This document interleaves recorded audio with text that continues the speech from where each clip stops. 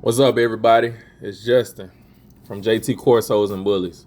Here I'm going to bring you another exciting puppy update. Today, I'm going to share with y'all some of the blue merle Nebula. But before we jump into the fun details of the video, make sure you hit that like button, drop a comment, and subscribe to my channel to join my amazing community. Let me introduce you to the proud dad of Nebula. This is Bishop. Bishop is 2 years old. He's a powerhouse with muscle, short, compact, muscular frame. He tipped the scale at about 40 pounds. Bishop leads an active yet manageable lifestyle. He enjoys a brief 10-minute walk down the street. Sometimes he plays in the park, and also sometimes just a playtime outside. Right? Nebula will be showing up shortly. Nebula, she is a blue merle, and she carries tri. She's the results of breeding Bishop, the lilac tri in the previous video, to a merle pocket female. As a pocket class pup, Nebula inherited her dad's tri gene, so she's a tri carrier, and also her mom's mesmerizing merle gene. So she shows the merle, but she only carries the tri. This combination allows Nebula to produce a variety of tri and merle puppies with the potential of producing a tri-merle puppy. This is what I'm really trying to produce, a tri-merle puppy.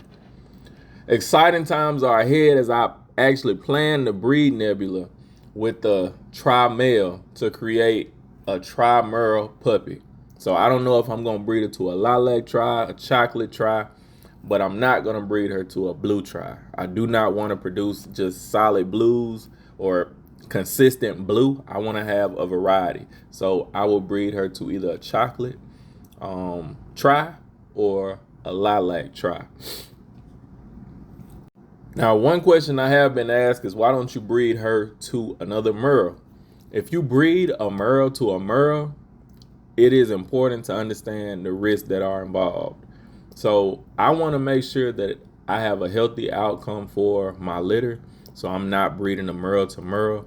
But if somebody does breed a merle to merle, what could happen is the merle and the merle can produce a double merle puppy.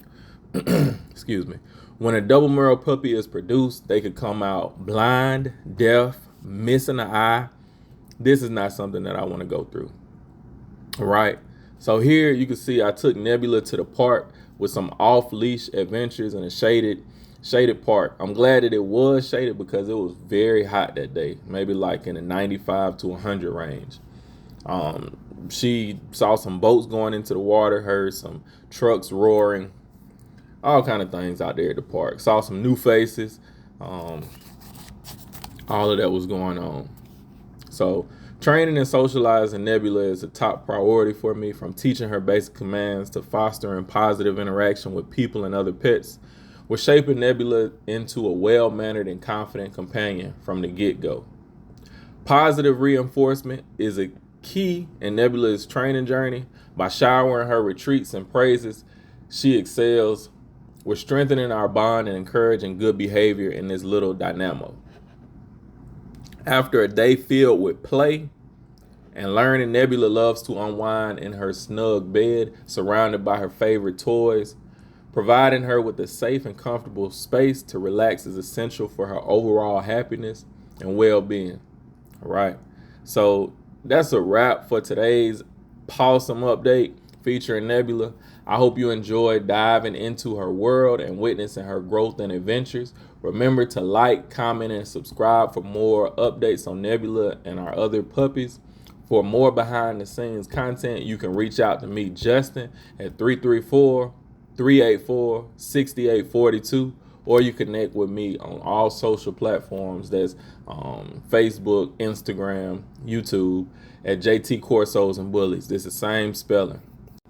Additionally to Nebula, I do have a lilac tri female, and I have a solid tan female that I will be incorporating into my breeding program. Available puppies that I have is a blue tri male, and I have a tan merle male and I have a solid tan male. So I have 3 males that are available. I just rehomed a blue tri-male. I think I put his picture at the end of this video. All of these puppies will be pocket size, probably topping out around 40 pounds. They are 7 months old. They were born in December. So all of them do carry the tri gene. If they're not tri, they carry the tri gene. Now, one thing that I do not agree with when people say they carry merle, from my experience, I have not seen a dog that carries merle. Some have been cryptic merle. But just because a dog's parent was merle does not mean that it can produce merle. And that's the same thing with tri. Just because a puppy had a parent that was tri does not necessarily mean that they can produce tri. It depends on what you breed it with. If you breed a so-called merle carrier that has not been tested to a merle, it will produce merles. If you breed a so-called tri-carrier to a non-tricolor dog, it's a high probability you will not produce any tricolor puppies, right? So that's my little spiel on genetics. I do have some breedings that I have done. I'm waiting on those to drop.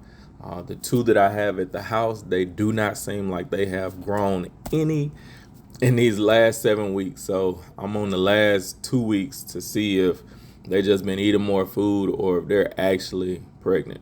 So like I say, stay tuned and watch my channel grow. Right now I'm at like 2,100 subscribers, on the way to 3K. Tap in for more Big Pressure Bullies.